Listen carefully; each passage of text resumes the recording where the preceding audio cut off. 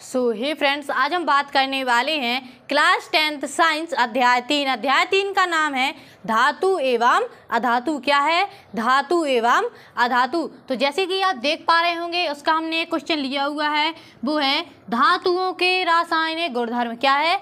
धातुओं के रासायनिक गुणधर्म। तो जैसे कि आप देख पा रहे होंगे, उसके हमने 4 पॉइंट लिखे हुए हैं। तो आज हम ये 4 पॉइंट आपको इस प्रकार से समझा देंगे कि वीडियो देखते ही आपको याद हो जाएंगे। इसलिए आप वीडियो के एंड तक बने रहिए, तो आपको ये बहुत ही जल्द याद हो जाएंगे। तो चलिए आज किस वीडियो को शुरू करते हैं। जैसे कि आप देख पा रहे होंगे, पहला अपना क्या है? ऑक्सीजन के साथ अभिक्रिया।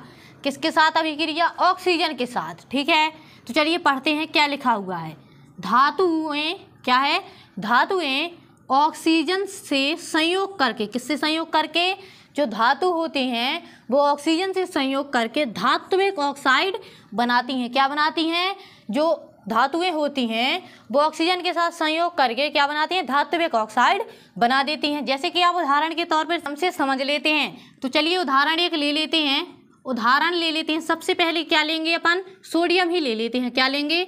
सोडियम। 4Na मतलब सोडियम प्लस ऑक्सीजन। क्या ले लिया हमने? सोडियम ले लिया। सोडियम क्या है? एक धातु है, और ये क्या है? ऑक्सीजन। ठीक है, जो हमने सोडियम की और ऑक्सीजन की क्रिया कराई, तो देख सकते हैं आप हमें क्या प्राप्त होगा? 2Na2O sodium oxide. क्या प्राप्त हुआ हमें? Sodium oxide. यहाँ पे आप ऐसे लिख भी सकते हैं। क्या? Sodium oxide. क्या है ये? Sodium oxide. ठीक है, सोडियम ऑक्साइड जो है वो हमें प्राप्त हो गया। इसी प्रकार आप दूसरा उदाहरण ले सकते हैं। 2Mg। क्या है ये? Magnesium plus oxygen. ठीक है, जब हम मैग्नीशियम की ऑक्सीजन की क्रिया कराएंगे तो हमें क्या प्राप्त होगा? 2MgO magnesium oxide. ये क्या है? मैग्नीशियम। क्या है ये? Magnesium oxide. ठीक है, जो अपना पहला पॉइंट दिया गया है वही हमने किया है। क्या किया है? धातुएं ऑक्सीजन से संयोग करके धात्विक ऑक्साइड बनाती हैं। तो क्या किया हमने? धातु की और ऑक्सीजन की क्रिया करा दी, तो हमें धात्विक ऑक्साइड मिल गए। मतलब हमें सोडियम ऑक्साइड मिल गया, और यहाँ पे देखिए मैग्नीशियम ऑक्साइड मिल गया ना हमें। तो चलिए अपना नेक्स्ट पॉइंट भी अपना पढ़ लेते हैं। तो जैसे कि आप देख सकते हैं, लिखा हुआ है जल के साथ अभिक्रिया। किसके साथ अभिक्रिया? जल के साथ अभिक्रिया। तो चलिए पढ़ते हैं क्या है? धातु हाइड्रोक्साइड। क्या? धातु हाइड्रोक्साइड तथा हाइड्रोजन गैस बनती है। क्या बनती है? धातु हाइड्रोक्साइड बनती है, और साथ ही साथ हाइड्रोजन गैस भी बनती है। तो चलिए इसे उदाहरण के माध्यम से समझते हैं। ये उदाहरण अपन ले लेते हैं।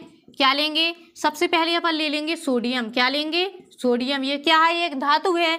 ठीक है, अब हमें किसके साथ क्रिया करानी है? जल के साथ क्रिया करानी है। उसने स्वयं कहा है कि जल के साथ अभिक्रिया, खुद कह दिया है ना उसने। तो चलिए जल ले लेते हैं। जल के भी 2 अणु अपन ले लेंगे।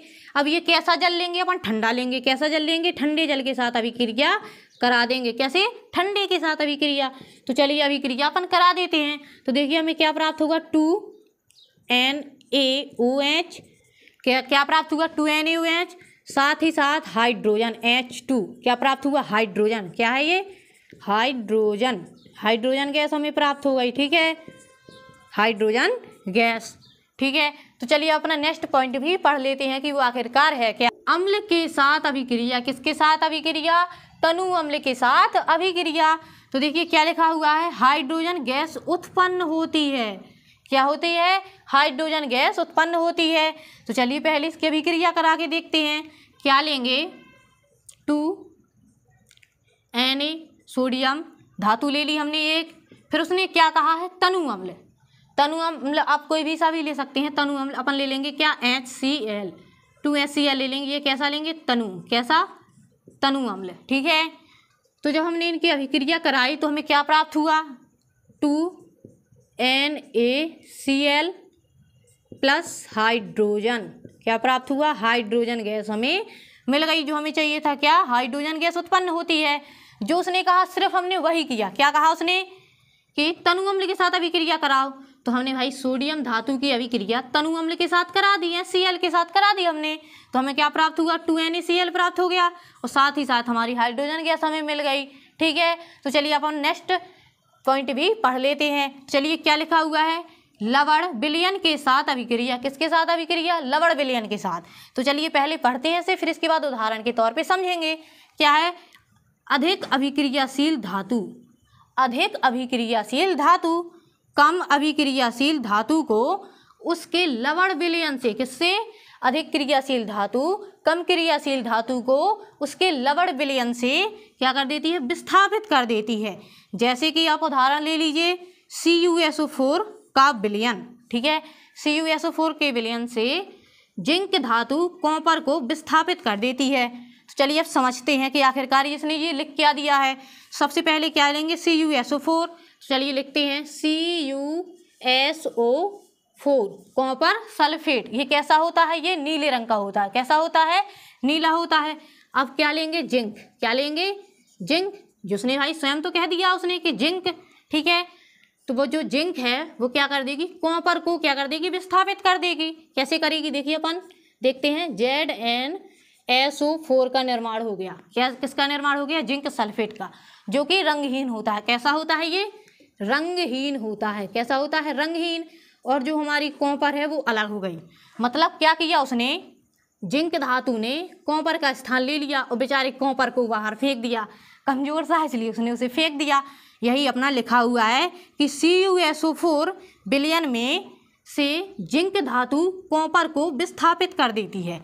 यही उसने किया है कि जो जिंक धातु है उसने क्या किया? कॉपर को विस्थापित कर दिया। देखिए यहाँ पे वो अलग हो गया ना, मतलब उसने क्या किया? कॉपर को विस्थापित कर दिया, उसे हटा दिया, फेंक दिया उसे, ठीक है। तो किसका निर्माण हो गया? जिंक सल्फेट, जो कैसा होता है? रंगहीन होता है। कैसा होता है? रंगहीन होता है। तो मुझे उम्मीद है कि आप लोगों को ये चारों पॉइंट समझ में आ गए होंगे। अगर आपको वीडियो पसंद आई हो तो लाइक कर देना, चैनल को सब्सक्राइब कर लेना, क्योंकि आपको इसी प्रकार से वीडियो मिलने वाली है। अब मिलते हैं नेक्स्ट किसी वीडियो में, तब तक के लिए बाय।